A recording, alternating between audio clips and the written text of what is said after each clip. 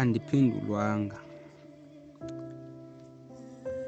Selikwiimpondo zankomo, liyoncanca kunina umsobomvu lingqina, ndimfene bambiliwa, andiphendulwanga. Ukuba bendinonyanzelisa iingcinga zam ngemilingo zithungelane nezakho, ibelicamako kwiminyanyi lingqineka kude kube semaphakadeni makube njalo. Nto nje amazwi endawathumayo kwisimo sesomba avakala njengoculo, ibonakala njengamafu kuwaqonda inyaniso, wachatha waphendula nguNothe, ndicela umgcini ekhwapheni, unganiki ithemba lothando, mpawu zothando, thanda uthambo lwakho komqhagi, into yothanda mna mayiphelele ephupheni, hayi undifulathele, kodwa uthathe isicelo sam satanci njengegangqongqo, undiva ngondiva, ovakala kwiintsomi entliziyweni, ungandibeki kude ndingabi kufuphi, sibeke imigqaliselo imimiselo kwenzela ndingakuhluphi. Asenathi wokhala, igxalaba likhona lothoba amaxhala, kodwa ndonqaba, uzungandikhumbula undibeke kwelo libala, kuba mna ke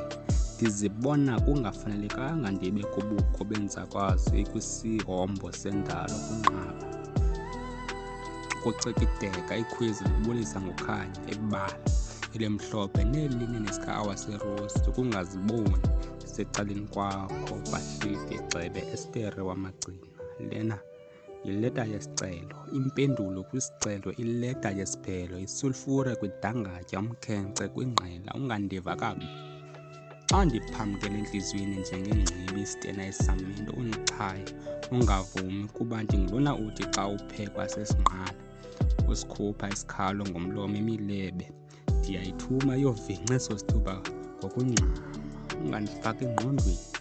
wonxanwa zizyolo, ufuna ukhanuka, undibeke kumfanekisweni, undimeme njengandwendwe, noxa kunjalo ungandifaki entliziyweni encingeni nakwimvakalelo ndingakange, njenjalo xa ndithembisa ukucenga ngowela eziko, njengathole undifake isichele, ndingancanci. Asenathi kule leta yomba osesicelo, hamba ngenqwelo esobe, ngokuloleka iqhutywa likrele zafobe, impendulo yakho mayingabi iperile onye irobi, ubuwena ungatshiveli ukuyibuyisa, ndicela ubuhlobo obunondonwabisa, kude kunohambisana, ubulumko obunondixhobisa ngobomi, ungagqwetheki ngentsingiselo, lena yingcambi yemfuselo kulaa mbongo endawubhala ngebhongo, wahamba ngesantya sophazama kweliso, waba ngundaba mlonyeni, umqhawukisi wobudlelwane, kwaba ndandincumisana nabo, ndinqanda amathe esisikrokro, kuba undicele